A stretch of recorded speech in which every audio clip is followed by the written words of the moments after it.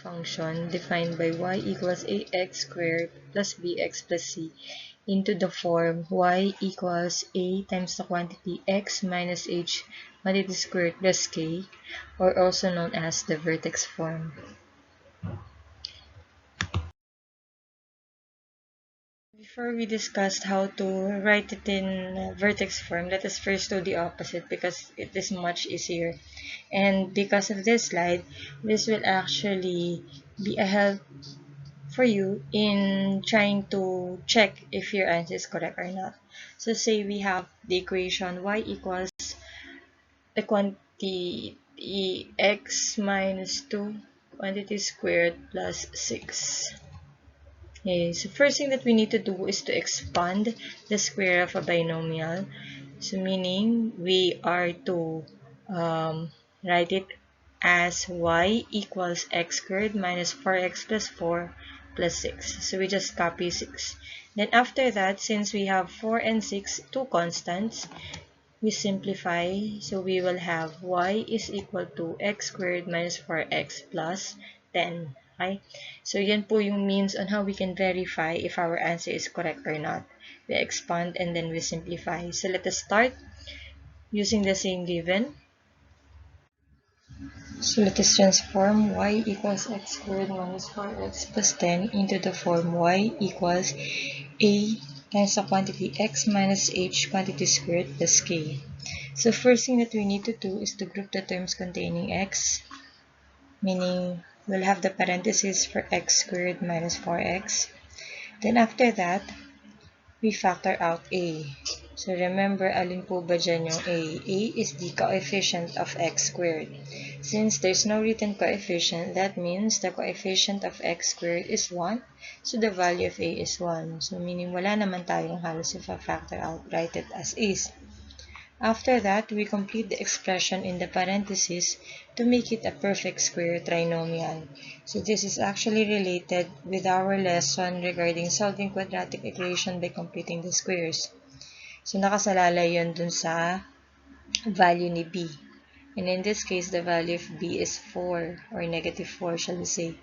So negative 4 divided by 2 is negative 2. And then square of it is 4. So we will add 4.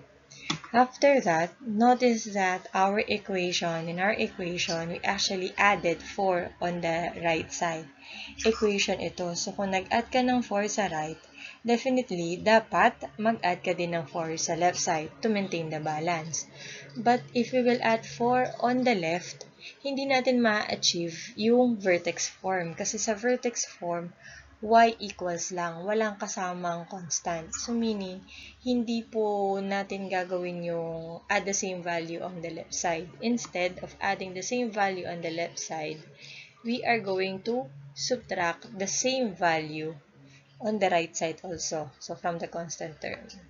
So kung positive 4, lagyan natin doon ng minus 4. At bakit naman po ito po pwede? So, di ba, nag-add tayo ng 4, tapos nag-minus 4. So, it's as if we are adding 4 minus 4, 0. So, parang ganun lang po. So, kung halimbawa sa parenthesis, naglagay ka doon ng 25, minus 25 dun sa labas. Kung 64, minus 64. Kung 16, minus 16. Kung 1, minus 1. So, ganun lamang po. Then, after that, we express the PST as the square of a binomial, yung naka-underline. Express it as a PST. So, get the square root of x squared, the square root of 4, and copy the sign of the middle term, and then square. And then, simplify yung 10 minus 4, and 10 minus 4 is 6. At yun nga po yung given natin kanina.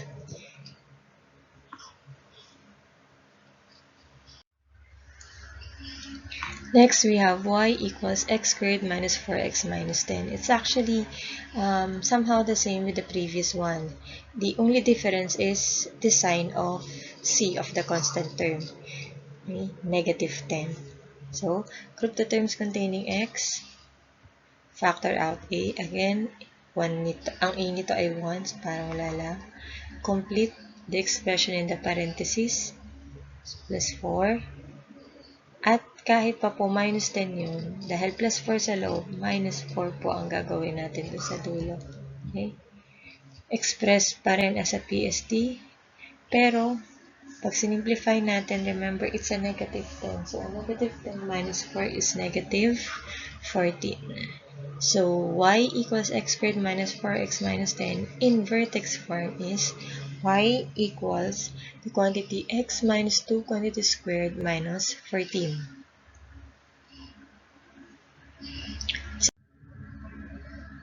Now, how about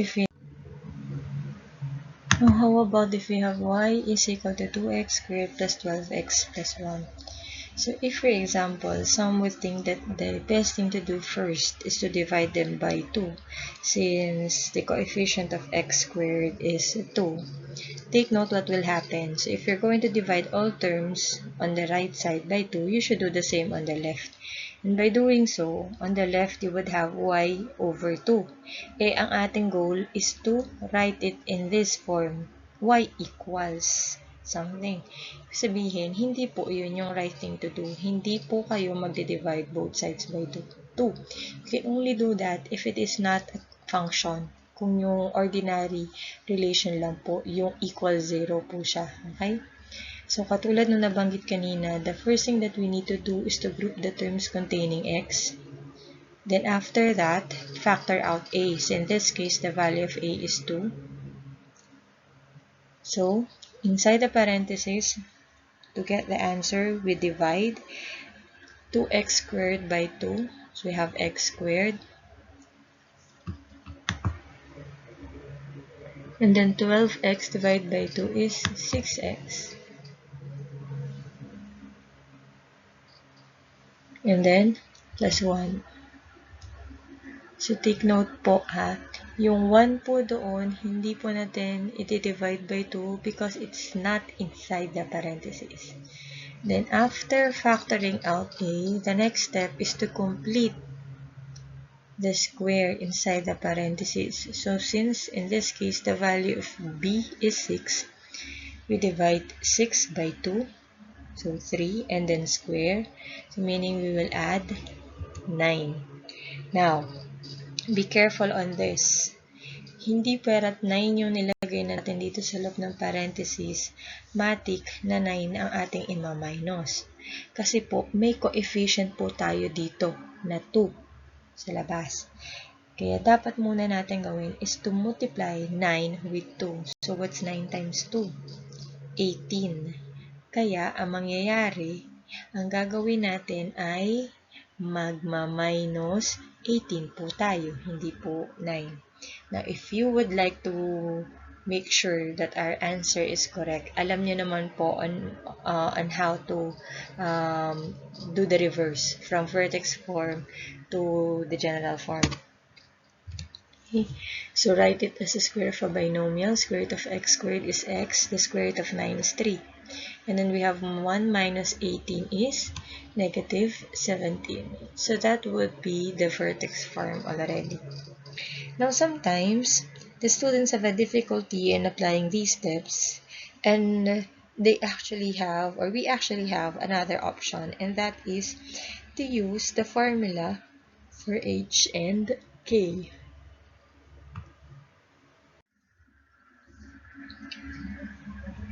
Now, how about if we would be using this formula for h and k in transforming into vertex form?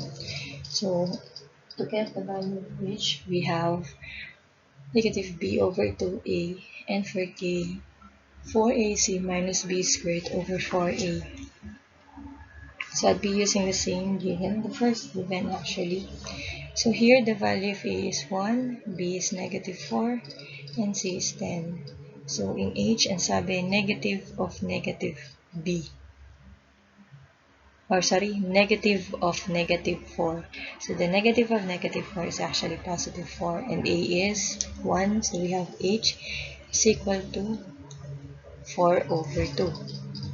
So, 4 divided by 2 is 2. How about for k?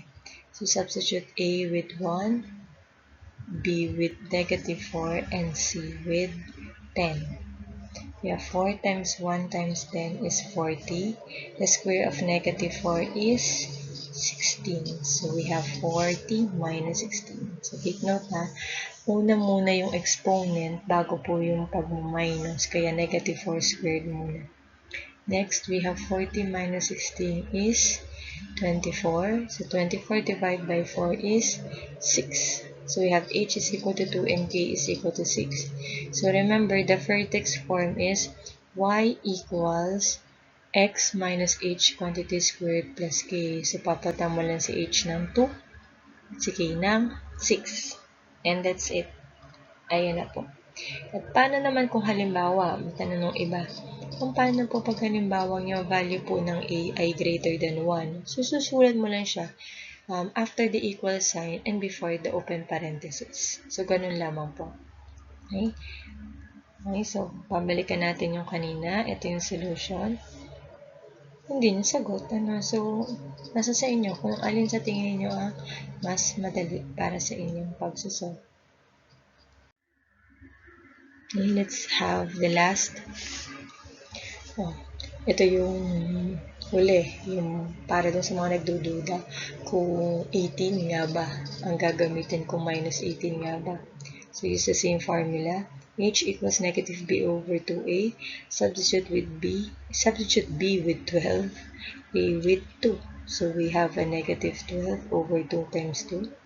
Negative 12 over 4, and negative 12 divided by 4 is negative 3. And for the value of b, substitute a with 2, b with 12, and c with 1. 4 times 2 times 1 is 8. 12 squared is 144. 4 times 2 is 8. So we have 8 minus 144 is negative 136 over 8. So, pag ganito, baka sabihin mo, mas mahirap ang pagmaminus. Doon ako sa isa. Sige, tingnan natin. Negative 136 divided by 8 is negative 17. So, yun rin nga po lumabas. Diba? 1 minus 18 yun sa last part kanina. Okay, so, palitan ulit natin si h ni negative 3. Pero take note, x minus h. Yung h ay negative 3. So, x minus negative 3 magiging x plus 3. Tapos, ang k ay negative 17. So, magiging ganyan na po yung sagot natin. Okay? So, if you would be comparing the answer in this same given using the previous method and the formula, parehas lang po makukuha ang sagot. So, ang question na lang dito alin po ang mas preferred ninyo? Saan kayo mas madadalian? At kung alin man po yun, pwede po ninyong gamitin. At kung sa tingin nyo parehas na gusto nyong gamitin, pwede nyong gawin yun para yung isa, pang double check kung tama ang sagot nyo o hindi, pang verify. Okay, that's it. Thank you.